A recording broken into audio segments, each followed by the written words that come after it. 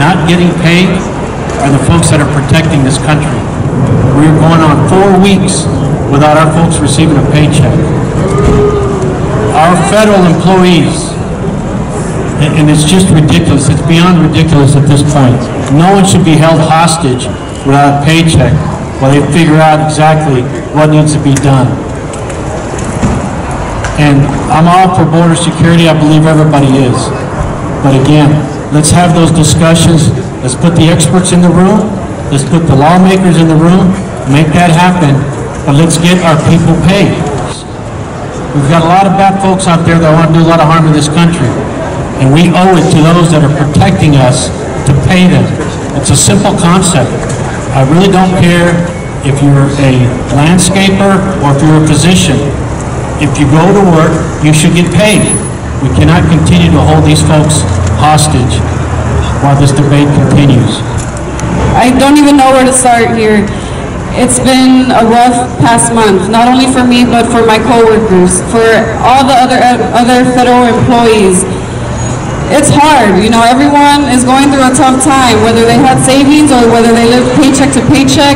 It's not good. So, I mean, we just want this shutdown to be over. We don't want any more shutdowns. So please, go ahead and call Congress, your senators, whoever you have to do. Think of it in your own job. If you didn't get paid for a month, and there's no guarantee that you get paid next month or the month after, are you supposed to continue doing it? Well, we are continuing to do it. We're professional. All my co-workers are excellent workers. And I thank them for coming to work every day. It's an insult to every federal public sector employee that they expect to go to work. We've got these, I'll be polite here, but we've got some individuals back in D.C. that are telling these employees to suck it up. I dream of the day one of them tells me that to my face, because that's not how we treat our people. It's easy to sit in your ivory tower and make those kind of comments, but these folks are having some real problems. They're doing that job, that critical aviation safety job, with no pay. It's demoralizing. It's un-American, right? Our people should be paid for the work they're doing. He has no respect for workers and no care for their families. And when you take away the paychecks of our TSA agents, our aviation safety inspectors, and our system techs, you are taking away something fundamentally American, the right to a day's pay for a day's work. Well, even as we speak, we hear that President Trump has agreed to a 3-week continuance of the government. If that's true, great. But we should never have gone to this point, okay? We can agree about how we spend federal tax money.